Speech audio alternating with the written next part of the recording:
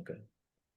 All right. Family. The F is faith, attitude, mental toughness, integrity, love, and you, which means others, putting others in front. And I can't take the credit for that. My husband's first cousin is Hugh Freeze, and that is something that he uses with his. And literally, if I wasn't going to reinvent the wheel, because that is exactly what I want my programs to be about. Is I want them to be about family.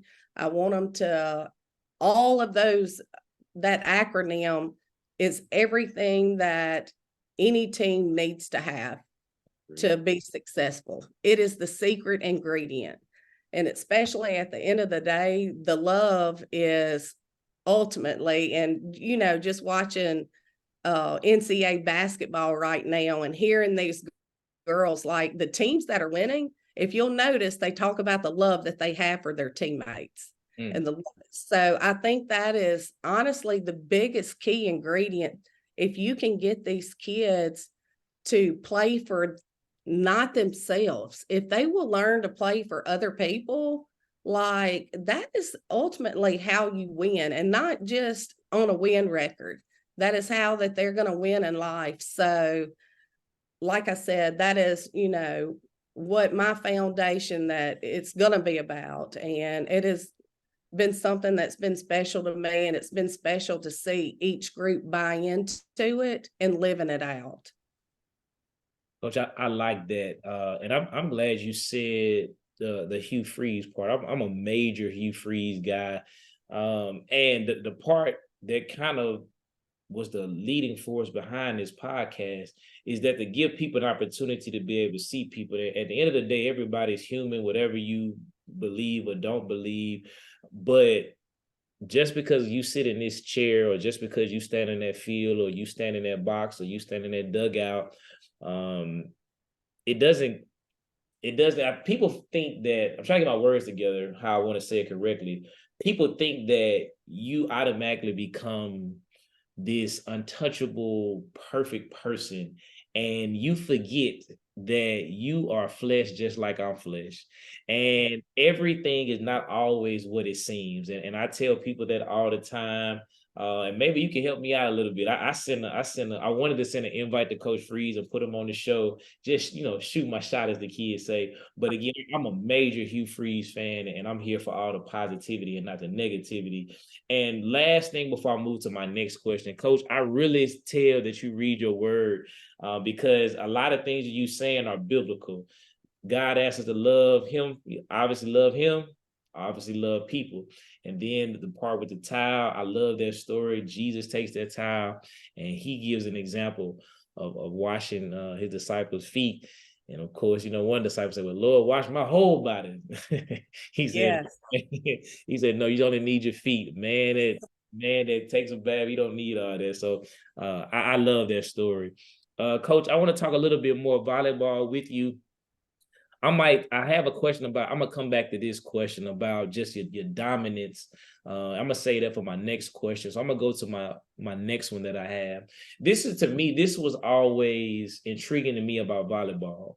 And maybe you can help me out, and maybe you voice your opinions, and maybe I got a feeling what you're probably going to say, just me being a coach and being competitive. Coach, talk to me a little bit about just the volleyball season in general, because as you know, and you deserve one actually, you all don't have a block all the time. And of course, when I say a block, that's a class period for those who may not be familiar with our area. So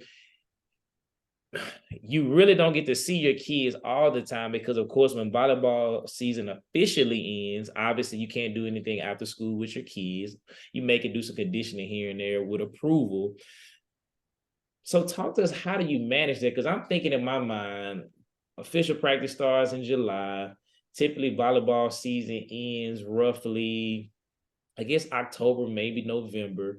And then I'm thinking you all don't pick up again officially all the way to July. Coach, talk to us a little bit about what you do during the off season. Well, I hate this. I know coaches don't like to say off season. What do you do when the season is over to prepare for the next season? to get your kids prepared for that, which ties into the second part of the question, talk to us a little bit about travel volleyball, because I know that really helps kind of close Yes. the gap in that manner of it. Well, we are fortunate enough that that was one of the things that I asked for was a volleyball block. I mean, that just gives me more time to pour into these kids, and our school made it happen Okay. for not only the high school but for the middle school. It's So amazing. I'm not double blocked, but I see my high school girls on one day, and then I see my middle school girls on one day. So honestly, a lot of schools are trying to get that in there because it's game changer. But the hiccup is like my girls haven't touched a ball since October 20th at the state championship because of gym space. So that's what we battle, even though we have that block. Well, we have basketball teams that are in season, and when they're in season, that's their gym. So we're having to get creative to find ways on what we're doing and all. So pretty much my off season is we're working on strengthening and our speed and agility, which is helps me tremendously that the club its season comes in. So that's honestly how we continue to be, is that they're getting best of both worlds now. They're getting a workout with me, and then probably 90% of my girls are going to play club ball. So they're getting stronger, they're getting faster, but yet they're getting the reps still. So that is club volleyball in this area has become huge. And Infinity Volleyball is where I coach right now. I coach a travel team, and they were the first ones that, well, Mississippi Volleyball had one, but actually had their own place and facility. It opened up in 2016. And then this past summer, they opened up a huge complex right there in Ridgeland, like state of the art. And that has been what's been really game changer for not just Central Mississippi kids, but we have clubs all over the state now, and down to the coast, up to towards DeSoto Central and all that. And honestly, that's what's helped put us on the map to where we can start competing with other states, and that our girls are getting opportunities now to compete at the college level. And it's like I said, that first, well, it was actually the 2019 group with Kate Bass and Callie Minshew and LaShundria Chapman. They were the first ones really to get an opportunity to play at the next level. There was a girl before them, Blake Moeller, down in Ocean Springs, that she went and played for Purdue. But pretty much she was probably the only one until that grade. And then after that graduation class, like consistently, we're starting to send kids to the next level. So club volleyball is, huge part of that. One of the reasons, especially with our 7th and 8th graders, because if you think our volleyball season is from August to September for middle school, they literally play 12 games, and then not to play to another year. Well, in club volleyball, one weekend we're playing 8 games. So you can just see it's like they play a whole season in one weekend. So it is really important that if these girls are wanting to get better, and I hate to say it, not get left behind, that's how you don't get left behind. So it has been a huge asset to have those clubs in our area. And we have several other clubs in our area too, besides Infinity, and all of them do a great job developing girls. Coach, that's amazing. That facility in Ridgeland is amazing, Coach. And when they were building, I was thinking in my mind, what is this going to be? And then when they finished it, and of course the just the layout is amazing. I've seen some pictures, haven't been in there physically, but that is a game changer, Coach, to be able to have a facility where you can be able to work on your craft, that makes a major, major difference. And coach, you said something that's key that we try to get our basketball players to be able to do. But again, it gets tough because I know we didn't say this part, but of course, finances, Yeah. or the financial aspect of it, excuse me, makes a difference in transportation. But we try to get our guys to play basketball outside of the gym. And what we mean by that is what you said, travel basketball, AAU basketball. You have to be able to play, because one thing that has changed, sort of, kind of, but it's kind of always been consistent. A lot of guys that get recruited, the college coaches first see them on the circuit or when they travel during the summertime, and then they come visit you at the high school, because sometimes it's unfair because you do miss some kids that are high performing kids, but college coaches like to be able to see you play against the best of the best. Right. Because in Right. some schools you can average 30, may not have a lot of competition, but if you can do that same thing on a weekend, a couple weekends after summer, that really, really means a lot to them. So And in the volleyball world, they only recruit at club. They don't go to high schools and recruit because they're in season. So that's where the volleyball world has to. And, one of the things about me, I told you about the Lord just placing people around my life, is this year at Infinity, me coaching there, there's college coaches there. Jackson State coach Marcus, absolutely have learned so much from him. Bellhaven's coaches there, phenomenal coach. Brian Hazelwood, like I told him, I said, don't think I'm weird because I'm staring at you. I'm just taking everything in that you say that I can.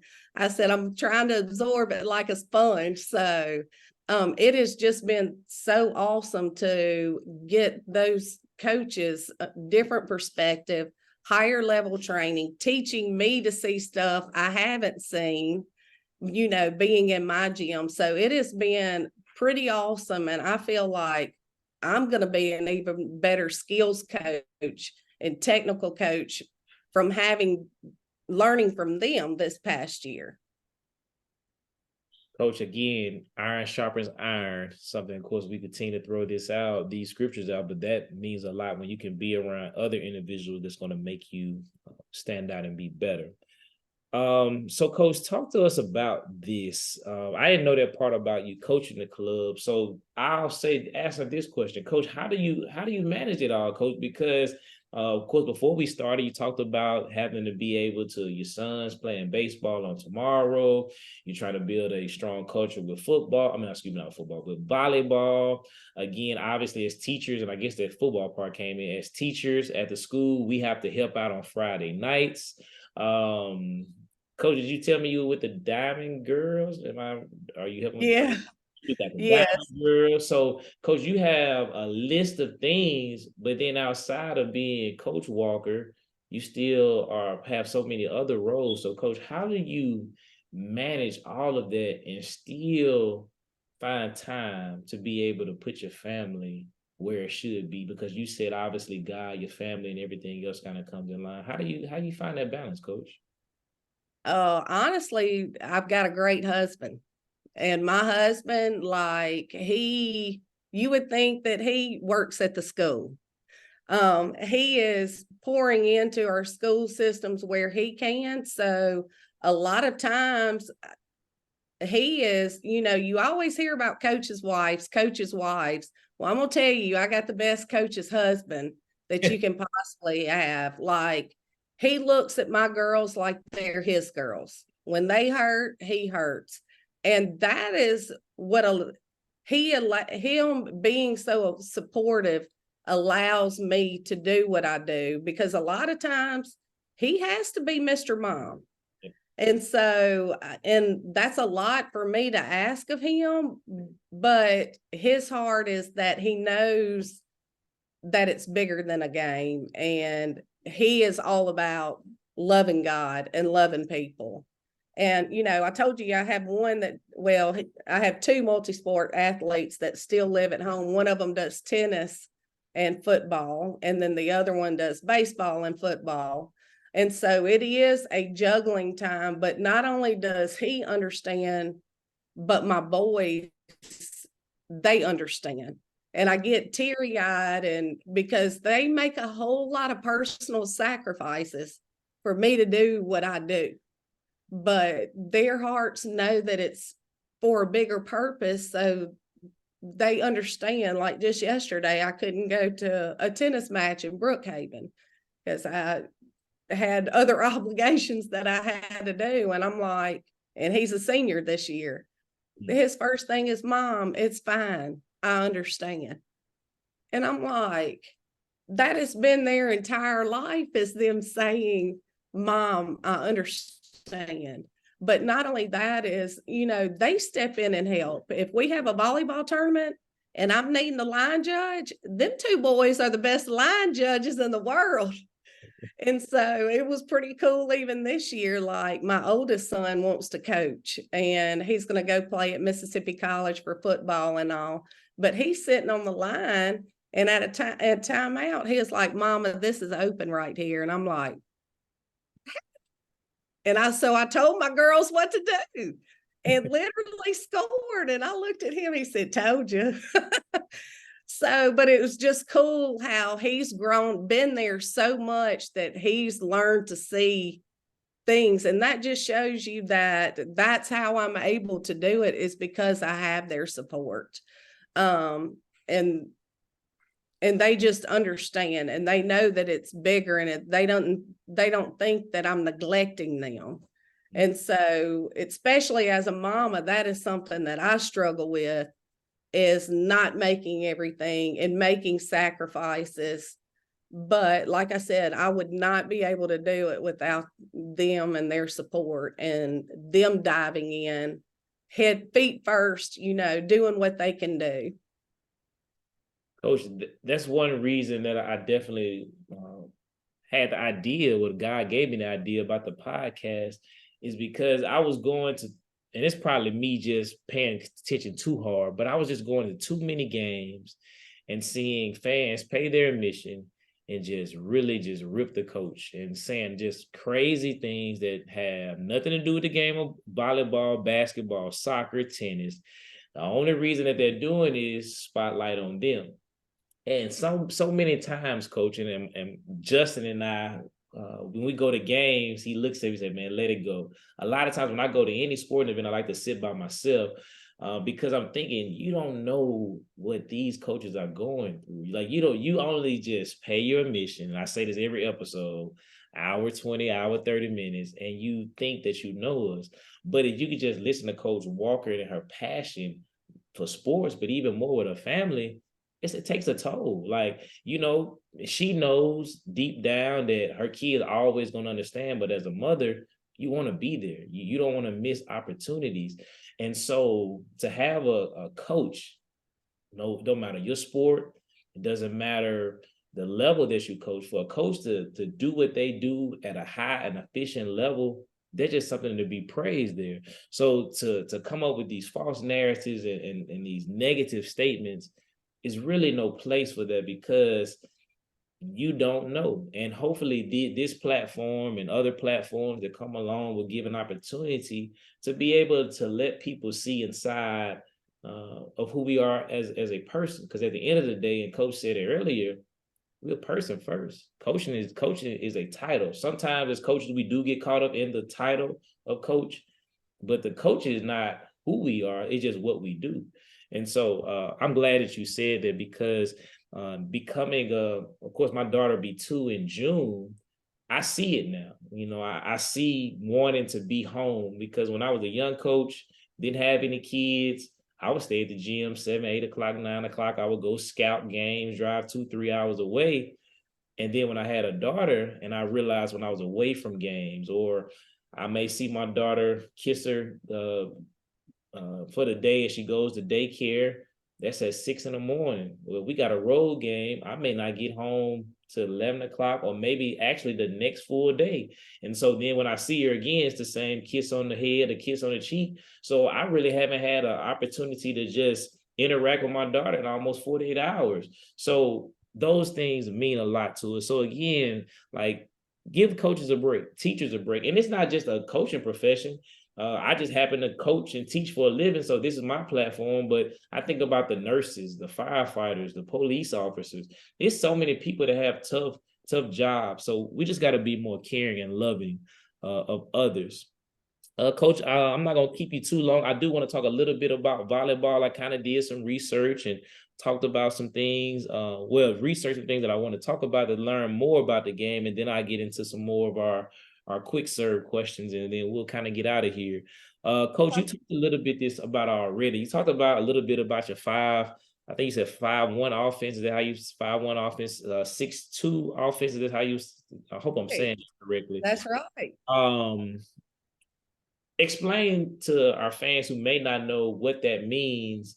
And if that's a part of your offense philosophy, now you can go ahead and just talk about the philosophy that you have on why you play that way.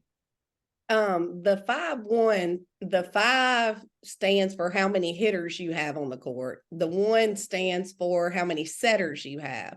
So the 5-1, you have 1 setter that rotates all around and she sets front row and back row.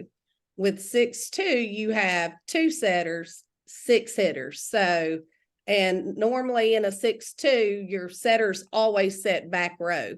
So, I personally have always pretty much all the time have run a 6-2 because I've been fortunate to have some great setters.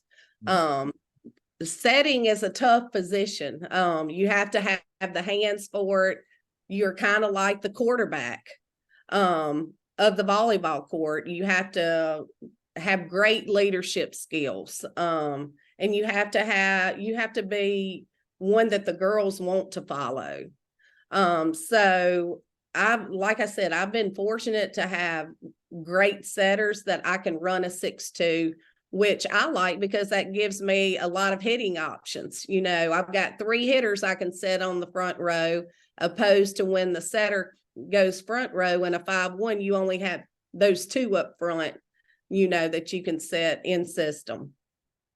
Oh, that's amazing. And I'm just listening. That means you probably got a lot of skill, girls, to be able to have 5 hitters or 5 hitters. You got 1 where you got the 2 setters. Yeah, there's a lot of skill set that has to go on with that. And again, when we have our teacher volleyball game, I try to do that set. It's amazing how the girls can get it in.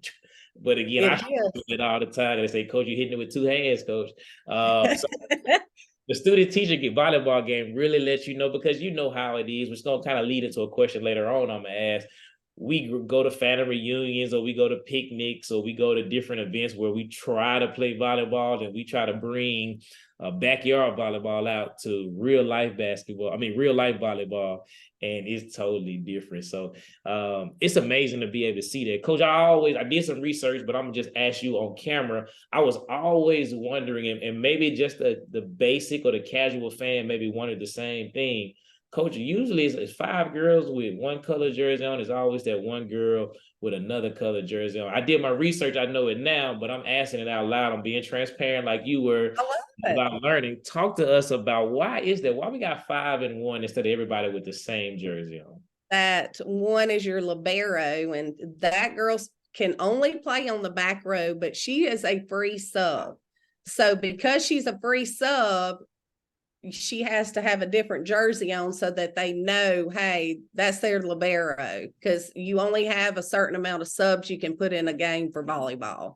And once you reach your sub limit, you can't do any more subs. So the only person that can go in and out is that libero, but that libero can only play the back row. She cannot go in front of that 10-foot line to hit at any time.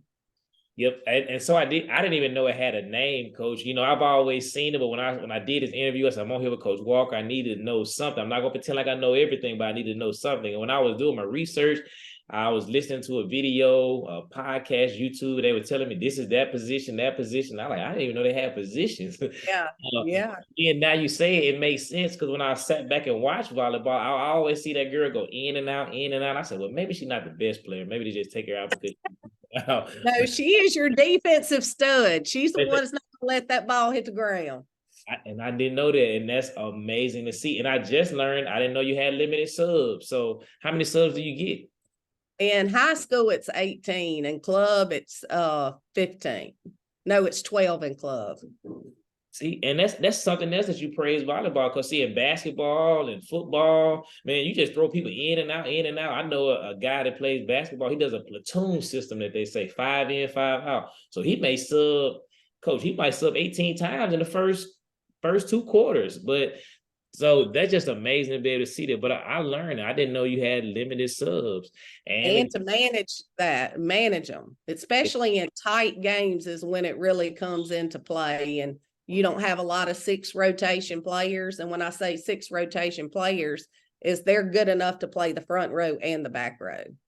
So you might have a girl that can hit up front, but she can't pass the ball. So you would want to sub for her when she goes to the back row. So man, that's so okay. So that, I guess that's why a lot of volleyball coaches have their board or their legal pad, or what's the old word that I probably dated myself, but that's kind of why they have their board. I see them always writing. So I see coaches always writing it down. So I guess, is that what that's used for, or maybe is that for drawing something up, or what is that typically used? well, some people use it just to hide their signals on what they're calling, what zones to serve in or what plays to run. Some of them use it because they're tracking what rotation they're in. Some of the coaches are actually over there statting while they're playing. I can't do that. I cannot do that. Look, I tried to do it one time, and with a team that was not very good, because I was like, oh, I'll be able to do it that game, because in volleyball, like once we get done playing, I got to go back and watch film to stat it first, and then I have to go back and study it. So I thought that would make my life easier if I could be one of those coaches that was over there statting. No, I cannot do that. So Yeah, a coach of mine, I know Coach Carlisle at Yazoo City on the boys side. He watches the film and does stats at the exact same time. And now you Coach at JA, she can do it like perfect, and coach and see everything out there and write it down. I'm like, I can't do that. I just got to coach right now. hey, more power to him. And now you said, when I was in college, I did remember that when I went to Jackson State, and I remember that the coach would hold the board and she'll put a 1 or a 2 or a 3. Yeah. So I'm guessing, is that number system, is that a zone? Is that the zone they want to hit it in, or some type of just scheme? It's a seam that they want you to serve it in. So you want to find the weakest passer over there and kind of serve it, not at her, but to her seam. That's what we call them, the seams of them. So similar to baseball almost, when you're calling your pitches out almost. Yeah. All right. So that makes sense though. So again, a lot of sports tying in. Coach, I'm gonna kind of throw these questions out to you. And just to get more knowledge about it. I did want to ask this one before I get into these questions. Again, mentor of mine, Coach Spencer Gatlin, head coach at Wingfield High School, daughter Cameron. Love Cameron Gatlin. Yes. So you probably know the question I'm about to ask. Love her. I guess maybe it's happened in the summer, I believe, about her injury. And he had to explain it to me. I guess this was action around the net. I know that's probably not the proper terminology for it. But Coach, is there talk to us a little bit about that part of it, but the question I'm asking, is it any way to kind of prevent that? Because I guess from how Spencer kind of described it to me, it may have been an inexperienced player on the other side, and maybe I think Cameron may have stepped on the young lady's leg or something. He said something about being too close to the net. So talk us a little bit about that situation. You don't have to talk about her situation. Right. Well, and that's one of the things, like I said, it goes back to fundamentals, and from playing backyard volleyball, these girls make it look easy. Yep. But when you try to go do it, you don't look like they look. These girls are straight up hardcore athletes to be able to do what they do at a high level. And so part of that is when we teach an approach, we teach them, we teach a 4-step approach. So on their last 2, when they explode, they're supposed to explode straight up. Well, what's happening instead of going up, the girls are jumping into the net. So you've got other girls on the other side of their net trying to block her. And so that's where your injury occurs, is when they're jumping into the net and end up under the net. Or it could happen when a pass is too tight and the setter's trying to play the ball and she gets off balance and goes. That's where a lot of your, your injuries in volleyball come in, is with kids going underneath the net. And that just goes back to needing that fundamental training to teach them, instead of jumping forward to hit the ball, you jump up to hit the ball. So, man, I thank you explaining that to me. Like, I was very hurtful about that situation that happened to Cameron, because again, she was excited about her senior year. Obviously, Germantown still got to the state championship against you all, which was a good matchup. Just kind of reading about it and kind of talking to Spencer about it, and of course it didn't go as planned. But I'm thank God that she still got an opportunity to get a scholarship and play college volleyball. Again, an amazing young lady and an amazing young family. So fundamentals, coaches, please, fundamentals. Coach, talk about this beach volleyball. I was reading that they're starting, and my baseball coach at Richland High School, Coach Broom, said when he was on spring break, he saw some beach volleyball going on. Coach, what's your feelings, or talk us a little bit about the collegiate volleyball for women? I think it's recently kind of I think it's still recent. I know it hasn't always been there, but what's your feelings about that? oh, absolutely love it. We actually have some girls that play beach volleyball. I have one signed this year to play at ULM, both beach and indoor. And so our clubs are the ones that are doing the beach volleyball right now, because it's not sanctioned here. But you want to talk about having to be in shape? Oh, yes, sir. Yes, yes, yes. That even I get out of breath walking in the sand to go sit in my beach chair, much less chasing after a ball and then put it in play. And then it is a smaller court, but you only play with two people. People, So yeah. you got a lot. Those are some hardcore athletes right there. And that is one of the things that I have several girls that play beach. And I'm going to tell you, like, Sunny Shepherd, she's one of my seniors too. Brooke Bankston's the one that's going to ULM. Well, Sunny Shepherd just signed to go to Houston, and she is 5'3". So, but I'm telling you, she can hit the ball like she's 6'2". That child can play ball like she is 6'2". And beach was one of her things that trained her. Her vertical is unreal. And so she was one of my outside hitters this year, and team captains that could just put the ball away. But one of the contributors to that is because she played beach when she was younger. So it helped develop her to be able to be a hitter for my team, and help lead us to, she won 3 state championships for me, or helped me win 3 state championships. So beach volleyball is something that is on the rise. And honestly, I love when my kids get out there and play in it, because like I said, they're getting that, they're exercising extra hard and don't even know it. So Yeah, that's because I didn't even realize, the only time I saw beach volleyball, and you probably know I'm gonna say, was during the Olympics. So I never, and I guess it being, again, that's me being a casual fan. But I guess should have just known it just didn't magically pop out of the air. It had to come from somewhere.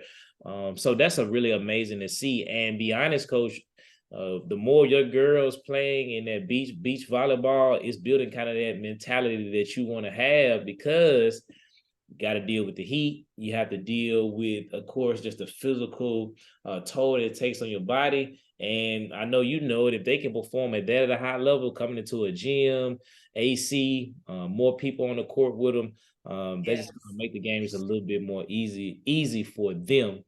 Coach, got an opportunity to go back and look at the college national championship game. I saw Texas won this year. Was it Texas this year or the year before? Was All it was right, tough. it was Texas. and I saw the coach kind of did some research about who he was, but they kept talking about a girl like I think her name is Zoe Fleck, maybe. Um, She's that bro. Some people call it libero, some call it the libro, but people in the volleyball world just call them the bro now.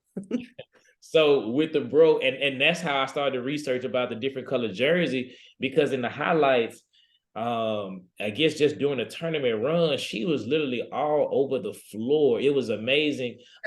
She got God-given length and ability and athleticism. But the part that we just talked about is just being, and my wife say, all y'all coaches say this, but just having that dog in her, you could just tell that made a big difference with that. And it was exciting to be able to see that. It's exciting to be able to see Coach Elliott. He's kind of a staple there. He's a staple there in Texas volleyball. So to be able to see that and be able to see that their fan base is amazing, like that's what you really want. You all have a great fan base at Brandon High School volleyball that rivals any football game, basketball game. Like it's amazing to be able to see that. So just to be able to see what Texas is doing, it was amazing to be able to see that. Any thoughts on that? Or well, actually, you're going to find this quite interesting, is that I'm actually taking my girls to Texas to team camp this year. And so I am super excited about it. They are excited about it. And last year, we've been playing in a tournament, a huge tournament in Alabama, and we were the first team from Mississippi to win that tournament.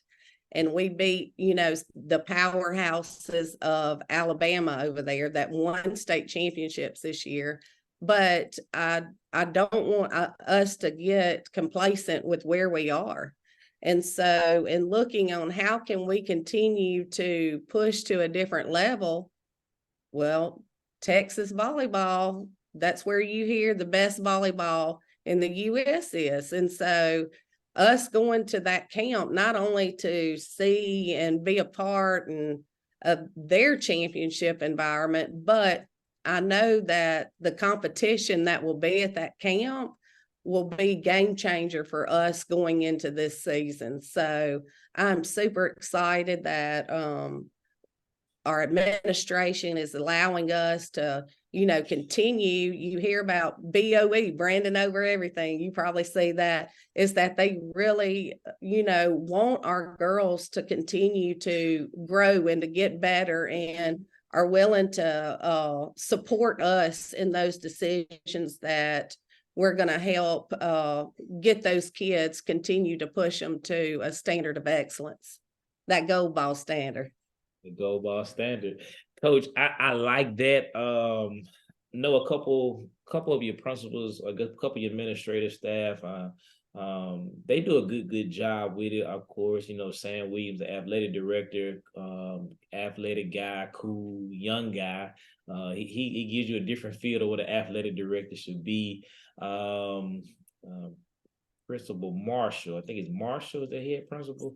I remember when he was Dr. Marshall. I remember when he was at Pelahatchie. So it's good to see him. I want to say he was assistant at Brandon, then went to the head and then came back.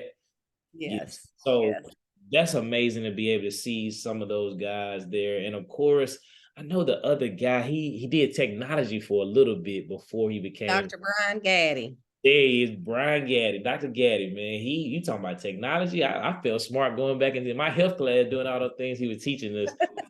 I know I'm missing two more people, Coach. Tell me the other two that I'm missing. Maybe three. Dr. Whips, Jocelyn Whips, and Miss Nicole Robinson. Yeah. We have Mr. Clay Garner. He used to coach football at Brandon.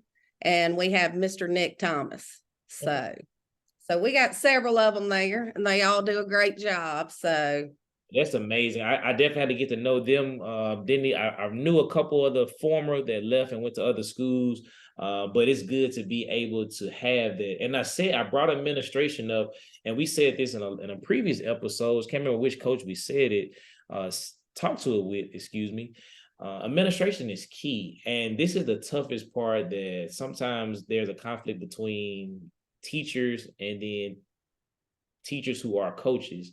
The administration has a tough job because sometimes the things that they allow us to do, and it's nothing negative or it's nothing illegal, but the things they allow us to do sometimes, and teachers who don't necessarily know the ins and outs of it don't know that some things have to be done a certain way because athletics or our activities, they need that. And sometimes you got to make a special allowance, or sometimes you got to do this. And it's not anything else but just trying to help the kids because, coach, like I know, there's a lot of schools and programs, not just in our state, they not allowing their kids to go to Texas. They barely allow you to go down the road 30 minutes away to be able to play. So administration is important, and I'm appreciative of it. Now, coach, you talked about Texas. I'm gonna put a little pressure on your administration, coach. I hope I won't get you in no trouble. But Don't not get in trouble. not real trouble. If you could have the dream facility, if you could go to your administration and say, "Hey, coach, this is my dream volleyball facility," because I know, is it Oak Grove that has a volleyball facility? Hmm. Of course, you deserving of it. So I'm gonna put a lot of pressure on Dr. Marshall, a lot of pressure on Coach I'm Williams. just kidding. Uh, what would a dream volleyball facility look like? So now, coach, you don't have to worry about sharing the gym. You don't have to worry about, you can really do what you want to do. Just give us an insight of what a dream volleyball facility would look like. Honestly, my dream volleyball facility would look like I got the opportunity to practice, stop and practice in the Southern Miss Mhm. facility, and they just built a brand new volleyball facility down there, and it is absolutely amazing. It's got 3 full courts on there that you can, that way you can break your skills groups up. You can have setters on one court, you can have your DSs on one court, you can work with your hitters on one court. Another thing that I would like is I would like the sand courts with it, because I mean, if you can do some stuff in the sand, like you said earlier, it's just going to be easier with it. Of course, have my own little weight room there. And, you got to have a training room to take care of them after they work hard for you. So, honestly, that facility that Southern Miss built down there is amazing. So, uh, Coach Jenny Hazelwood has a beautiful facility there. That's amazing, coach. And of course, obviously, we just kind of kidding around. Our administration, from our superintendent to our administrators, do a great job. No, And they would give it to me if they could. I was just about to say that every administrator that I work for in Rankin County, they have said the same thing. Coach, if we could get it for you, we would. And then they'll come back and say, what else can we get for you? Let's see, can we work that out? So that's one thing about it, though. So that's just a shot of praise to them for just being amazing. Coach, this is a great interview, coach. And I've been telling a lot of my fans and my family, I really enjoy doing this because it gives me an opportunity to be able to meet some great people. Again, I take so many notes, like I got so many notes here, so many things I want to ask you. And so I really, really enjoyed, and I appreciate you for giving me your time. Of course, when we're recording this is a Friday night. So again, Coach Walker, we done worked all day, working with other people's kids, coaching other people's kids. And so for her to give me her Friday evening for a couple hours is amazing. And then she told me she got a baseball game. Brandon is playing Northwest Rankin. So that's a rival game. Off Obviously, on top. you already know it. And again, and a lot of people are excited about the matchup because, last year it came down to those two teams, obviously going to the state championship game, if I'm not mistaken. Okay, and then in basketball, Northwest and Brandon just played in basketball for the state championship. So again, busy, busy, busy, coach. But coach, before we leave, I always allow my coaches to be able to kind of close the show and give a kind of conclusion. So anything that you want to say, again, the floor is yours as we kind of wrap up with this interview. I know that we've kind of just talked about me, but I have had some great assistants. And that's why I want to give a shout out to them. Coach Mallory Aldridge, which actually She is an assistant volleyball coach at Northwest now, and her husband's the baseball coach at Northwest.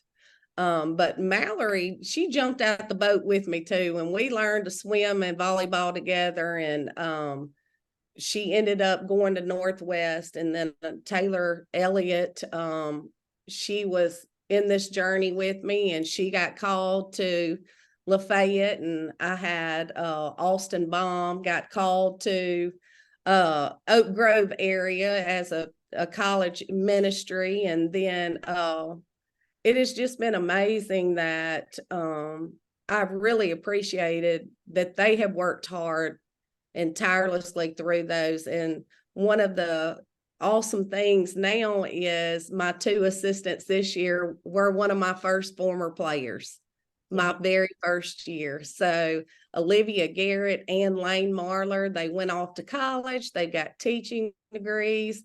They came back and they're coaching with me. And, you know, Lane actually was the first team ever to win in 2017. So she won her senior year and then comes back her first year as an assistant coach, first year teacher, and wins a state championship. So it's been pretty special. All of those girls have worked extremely hard. They have been the ones behind the scenes that have, you know, talked me down at times, have encouraged me, have poured in. You know how great our assistants are. And so all of them, and, you know, them going to other places, one of the things that Coach Taylor said, because every year it was like I was having to get a new assistant, having to get a new assistant, having to get a new assistant. So I was like, we literally, it's just me every year having to find somebody, having to find somebody, having to find somebody. But she told me, she said, I feel like the Lord is leading me elsewhere, because what's going on at Brandon and in that volleyball program is so special. He doesn't want it just to be for Brandon. He wants me to be able to share that with other girls across the state, to show them what it's like to have a program that's special. And that's the same thing with Mallory getting back in, Coach Aldrich getting back in at Northwest.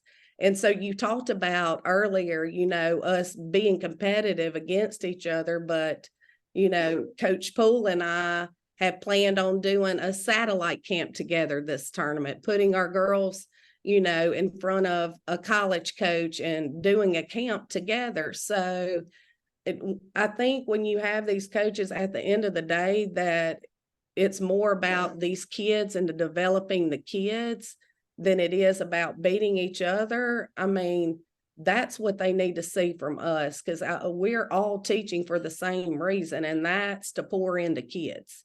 So we're all doing the same thing. So there's times we do need to cheer for each other and pour into each other and help each other through the process. I totally agree, Coach. That's a major thing, because again, it's tough when you try to do it on your own, but when we can help each other out and move towards one goal, and obviously, as you said, is to help the kids, it makes coaching that much better. Coach, those are some bright, you got a bright future ahead of you, Coach.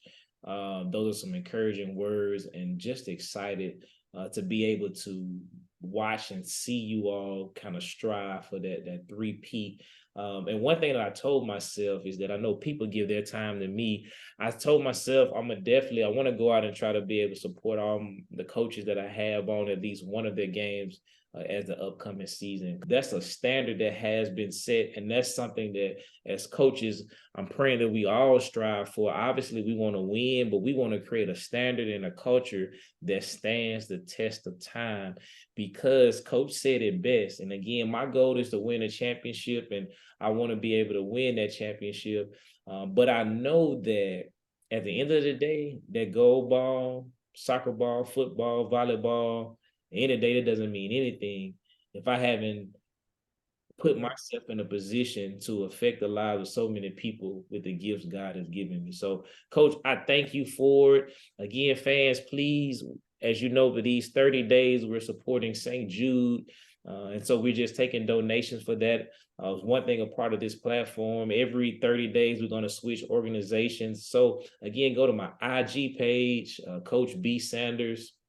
There's a link in my bio, and you just click and donate. Again, we are blessed to be able to be alive each and every day. So we just want to constantly keep giving to other individuals. Break that towel. Yes, yes, yes. That tile. So fans, please like this page. Please subscribe so we can continue to produce great, great content. And until next time, we'll see you on the next episode. As I always say, be kind, be nice to someone.